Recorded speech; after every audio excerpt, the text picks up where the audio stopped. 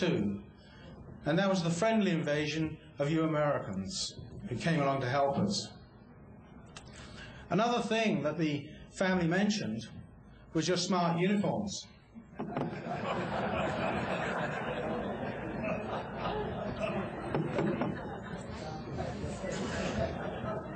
Your working uniforms seemed to be anything goes, and were amazing. But then again, your Class A's were something else. Yes, this is Colonel Story on the right, the group's original CO overseas, and an enlisted man. Now, these uniforms were very smart. Your enlisted man's uniforms are as smart as our officers' uniforms in the British forces, a fact that didn't go unnoticed by the English girls.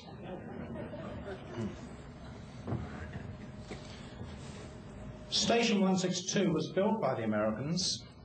The 831st Engineering Battalion arrived in August 1942 and started flattening the land, clearing the woods, and constructing the airfield. My father stood in awe of some of the machinery that was used, ground scrapers that he'd never seen, huge concrete layers. This photograph was taken in March 1943, when you were still training MacDill, and you can see the airfield coming along. My father remembers one conversation he had with one of the engineers. They were bivouacked in tents up in the woods just above the cross runways. And this American said to him, he said, the further up the woods you get, the tougher they get. And I live in the very last tent. In June 1943, the airfield was virtually complete. And on the 24th, a rumour went round that the aircraft would arrive the next day. Everybody expected B-17s. But sure enough, in the afternoon, a formation did arrive over the airfield, but it was the sleek-looking B-26 Marauder. My father was working in a woodyard at Hyonga to the south of the airfield, and he couldn't wait to get up and have a look at the aeroplanes. The first aeroplane he inspected at close quarters was Captain Cadigan's Dunita. He spoke to the crew, looked inside. There was boxes of nylons and gum, to be expected. And ever from that day, he adopted Dunita. The local children adopted an aeroplane, and they would stand at the end of the runways and look for their safe return. And Dunita was Dad's plane. And I grew up longing to see a photograph of Dunita. We had no photographs then. Every book that came out was scanned, but no sign until we started our research. Another aeroplane that took his fancy was Tabasco. I can't think why, but the painting on the tail was very impressive to a 16-year-old of the day. Tabasco went on to fly 166 missions before it was shot down on the 18th of March, 1945. Early in 1944, Dunita disappeared. We never did find out for a long while what happened to her. And shortly thereafter, Dunita II arrived. So obviously the crew was okay, and something must have happened to the aeroplane. We subsequently learned that the original Dunita was transferred to the Pathfinders and flew missions with those. So I researched the Pathfinder Squadron records and discovered that Dunita herself survived the war, as did Dunita II, here seen in a rare colour picture, and that Dunita came back to lead the group on 6 occasions, 4 of which saw both Dunitas in the same formation, which is rather unusual, I think, and both aircraft flew more than 100 missions before the end of the war. But it's not just about aeroplanes, it's about people. My family, my grandmother, used to take in sewing and laundry to supplement their income at that time. A good source of extra income in the country. And some of the Americans that visited my grandmother's house were Lieutenant Paul Edelman of the 556 Squadron. He was a pilot. I believe he injured his back in a crash landing on the 30th of April, 44. He continued flying, but then got invalided back shortly thereafter. Another visitor was Harry Taylor. Now, Harry, I know, is with us tonight. It's a great pleasure to meet him again. And he's seen here on the far right dancing with a young lady at the Officers' Club on the station. Harry liked his dancing, and we weren't aware we had a photograph of him until he visited with my father and was going through our albums and said, "Hey, that's me."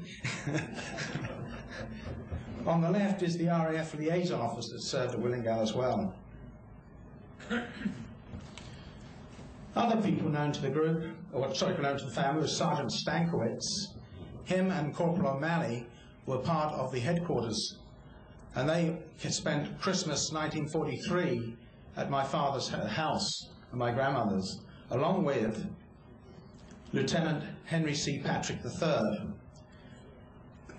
Pat, as he was known to everybody, was very close to the family. My grandmother, treated him as a third son. He called her his English mum. Very close. Sadly, Pat was killed in a crash on the 27th of April, 1944, quite near where I live now. There was a test hop that went wrong. And he's buried at Madingley near Cambridge in England. And my grandmother and his mother liaised for quite some years after the war.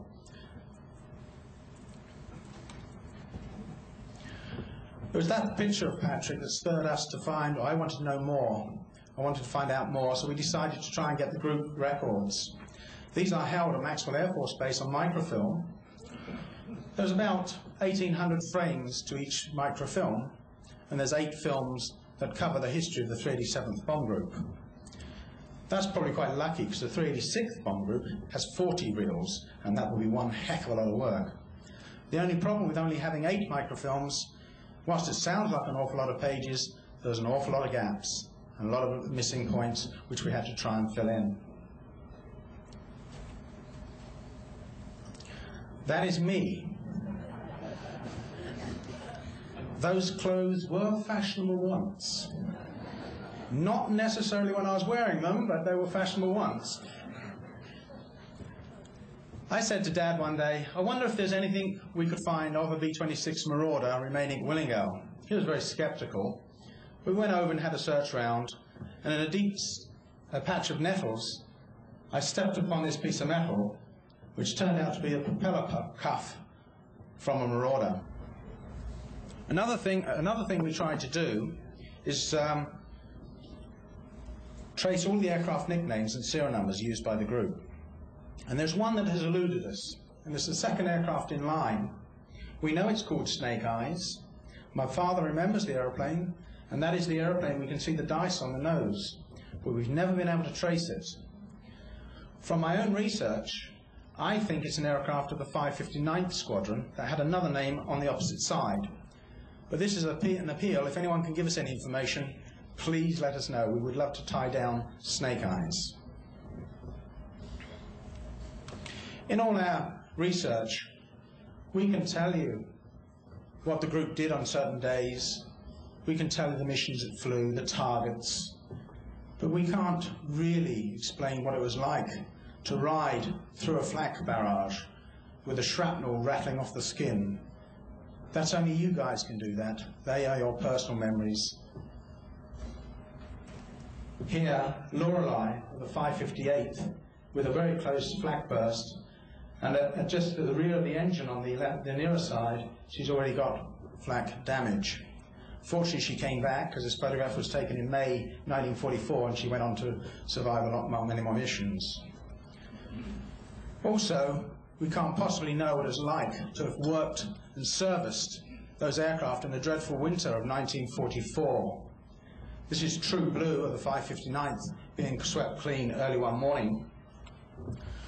Or what it was like to keep the airfield open at the time of the Battle of the Bulge, when the threat from enemy paratroopers was very real. We can retell you about it, we can record it, we can tell you it happened, but only the personal stories of people like yourselves can truly bring home the feeling of that. Now I'd like to go on and tell a few stories that I like. It's my talk, so I just pick the stories, I guess. This photograph is probably one of the most famous photographs of the 387th aircraft. It shows shooting in